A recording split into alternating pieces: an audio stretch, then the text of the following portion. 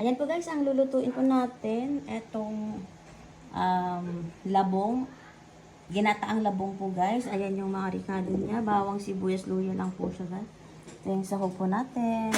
Tsaka ito yung nakuha po natin na saluyot sa ating bakuran po guys. Ayan. Tara guys, samahan niya akong lutuin natin to guys.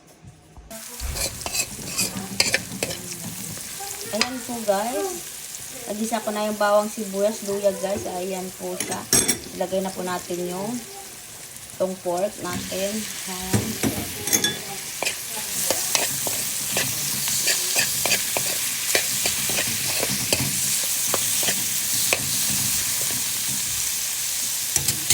Ayan po guys. Lagay na tayo ng ating pampalasa po dyan guys para manood yung lasa sa karne. Ayan. Lagyan natin ng konting durog na paminta po guys. Ayan.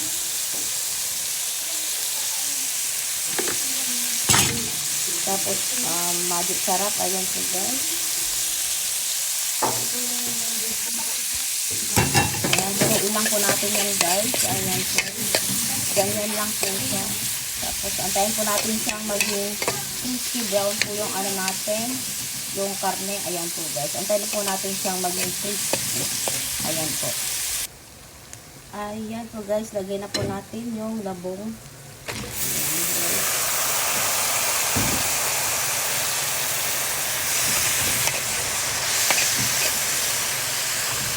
Halo-haloin lang po natin siya guys.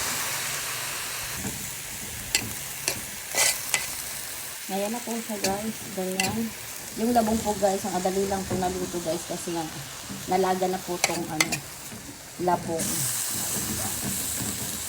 Lalagay po natin siya ng, depende po sa inyo guys, kung patis ang ilalagay o asin. Ayan, ito tayo, maglalagay tayo ng konting patis. Ayan na po guys, pwede nang lagay natin yung gata. Ayan, lagay natin. Dalawa ilalagay po natin para mas malasa po siya guys.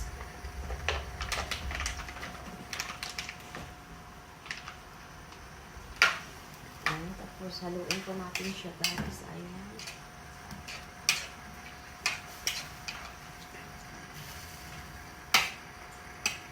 Lagay na din po natin yung saluyot guys para maluto siya ng mabuti. Ayan.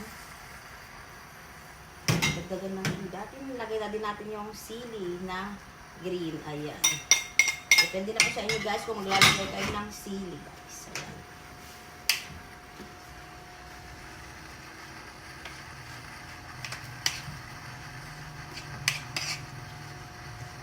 Ayan po guys, antayin natin po siyang maluto at saka lumapot po yung gata sa ating niluluto. Ayan na po guys. Ayan, ready to serve na po ang ating ulam. Ayan, okay na po to guys. Tikman natin siya guys.